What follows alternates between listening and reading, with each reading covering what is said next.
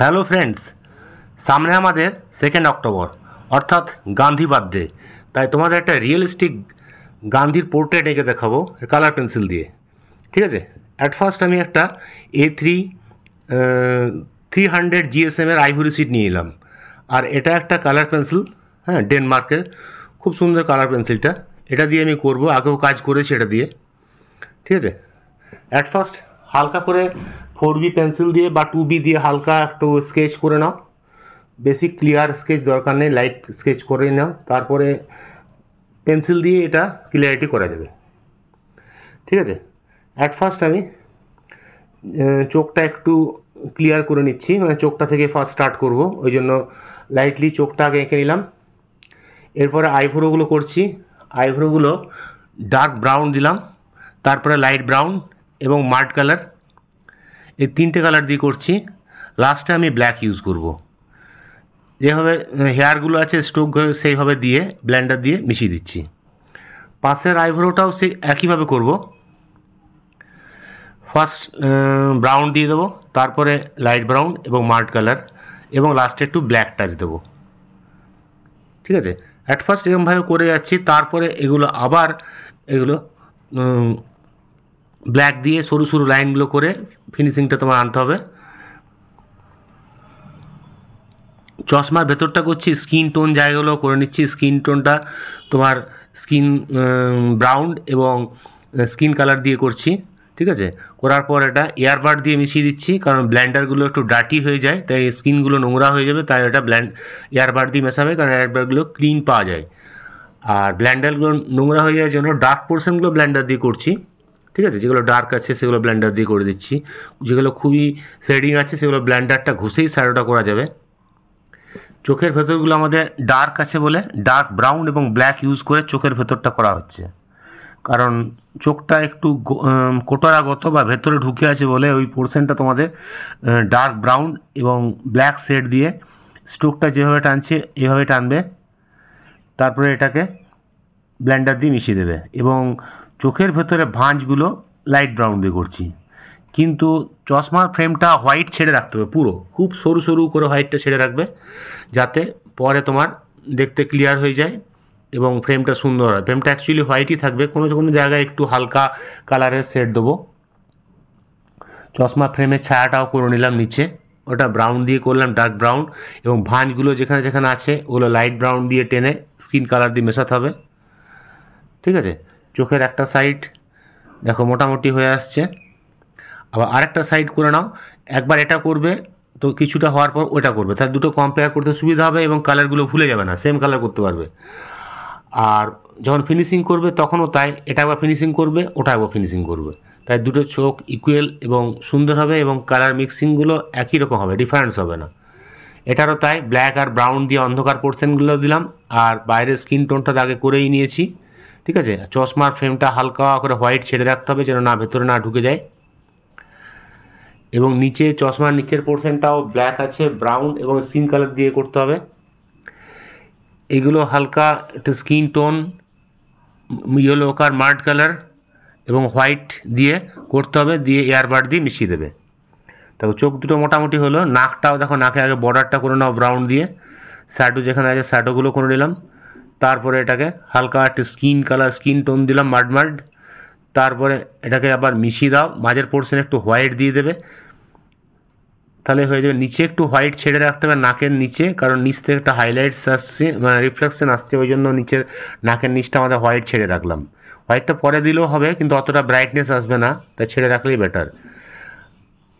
এটা আমি soft charcoal pencil দিয়ে ম্যাক্সিমাম ডার্ক পোর্শনগুলো করে দিচ্ছি, কারণ এটা কালার পেন্সিলের থেকেও ডার্ক হবে, তাই হাইলাইটসগুলো আমি সফট চারকোল দিয়ে ফিনিশিং করে দিচ্ছি, তাহলে জিনিসটা আরও ক্লিয়ারিটি এবং সুন্দর করতে পারবে। চোখের যেগুলো ডিমি বা আইবল আছে সেগুলো আরও ডার্ক হবে, তাই এই পেন্সিলটা ইউজ করলে ভালো হবে। আর নর্মাল যে পেন্সিল আছে সেই পেন্সিল দিয়ে লাইট লাইট কাজগুলো করে নিচ্ছি। দেখো আমাদের চোখটা হয়ে গেল, মোটামুটি চোখটা হয়ে গেল, এবং গালটা আস্তে আস্তে নামবে, এখানে গোপ হবে, গোপের জায়গায় কিছু ফাঁকা জায়গা আছে, এখানে স্কিন টোন আছে, স্কিন কালারের জন্য হালকা ব্রাউন দিলাম, ব্রাউন দিয়ে স্কিন দিলাম, নিচে একটু ডার্ক আছে বলে ডার্ক ব্রাউন ইউজ করলাম, দিয়ে আবার এটাকে এয়ারবাড দিয়ে মিশিয়ে দিলাম। এর মধ্যে যে শ্যাডো পড়ছে শ্যাডোগুলো আবার ডার্ক ব্রাউন, যে জায়গায় খুব ডার্ক আছে সেগুলো ব্ল্যাক ইউজ করলাম। এখানে শ্যাডোগুলো করতে হলো যে জায়গায় শ্যাডো আছে। স্ট্রোকটা অ্যাপ্লাই করবে সব সময় লেফট থেকে রাইটভাবে টানবে, মানে একটা কোনাকুনিভাবে স্ট্রোকটা করলে ভালো হয়। এখানেও ফার্স্ট ব্ল্যাক দিলাম, ব্রাউন, এবং আমাদের গোঁফটা হোয়াইট আছে, হোয়াইটের জন্য কোনো কোনো জায়গায় হালকা একটু ডিপ ব্রাউন আর ব্ল্যাক ইউজ করলাম। আর যেগুলো হোয়াইট আছে হোয়াইট ছেড়ে রাখলাম।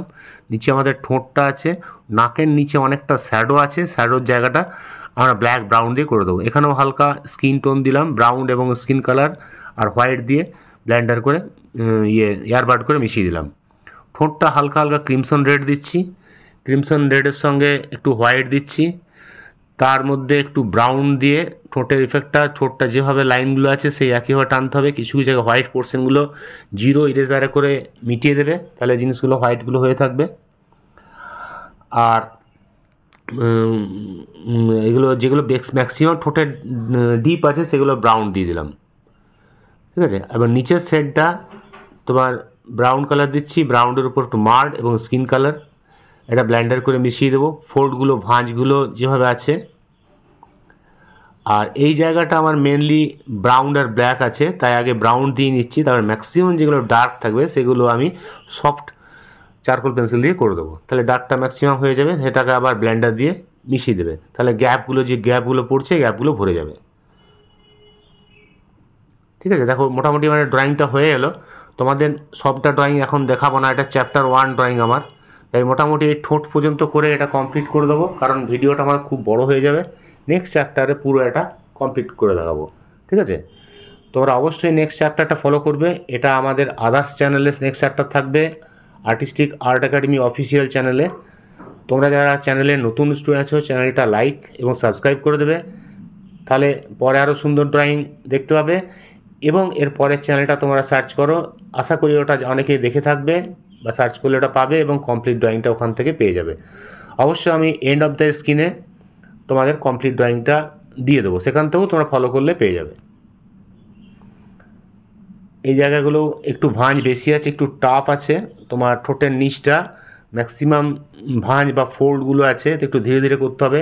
কোনো কোনো জায়গায় রেড টোন দিতে হচ্ছে লাল লাল ভাবের জন্য, কোনো জায়গায় ব্রাউন এবং ইয়েলো কালার মাল্ট কালার, এবং শ্যাডো জায়গাগুলো ডার্ক ব্রাউন আর ব্ল্যাক ইউজ করতে হবে, ঠিক আছে।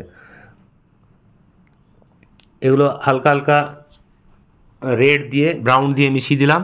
হ্যাঁ, গালের নিচটা তোমাদের করেই দিই, গালের নিচটা ভাবছিলাম করবো না, তো গালের নিচটা এটাতে করেই দিই।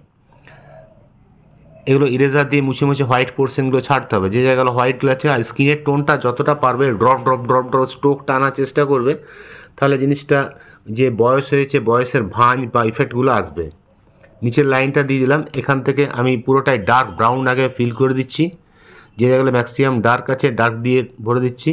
তারপরে একদম নিচে একটু ব্ল্যাক আছে ব্ল্যাক দিয়ে দিলাম, এটা ব্লেন্ডার দিয়ে ঘষে আবার মিশিয়ে দিলাম। যে জায়গাগুলো এখানটা একটু হোয়াইট ছেড়ে রাখতে হবে, এই জায়গায় একটু ইয়েলো ওকার মাল্ট কালার দিলাম।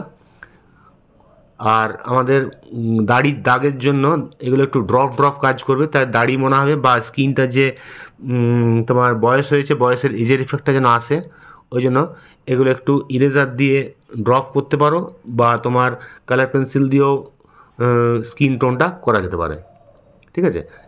স্কিনগুলো যতটা টাইম দেবে ততই পারফেক্ট হয়ে আসবে, কিন্তু টাইমটা মেনলি টাইম আর ধৈর্য দরকার, তাহলে হবে। আবার যেগুলো যেগুলো হাইলাইটস আছে সেগুলো আমি আবার তোমার জিরো ইরেজার করে মিটিয়ে দিচ্ছি, এবং ড্রপ ফুসকুড়ি ফোড়া যেখানে যা আছে সেগুলো ডিটেলিংগুলো তোমাদের এক একটা জায়গায় জুম করে দেখে দেখে করতে হবে। মেনলি ছবিটা যত হাই ফরম্যাট হবে তত ছবিটা আরও ক্লিয়ার এবং সুন্দর হবে, ঠিক আছে। তাই তোমাদের আবার বলে রাখি, তোমরা পরের চ্যানেলটা অবশ্যই ফলো করবে, ঠিক আছে। আজকে এখানেই ড্রয়িংটা রাখছি, তোমরা আশা করি ওটা দেখবে এবং কেমন লাগলো কমেন্ট বক্সে লিখবে। Bye bye.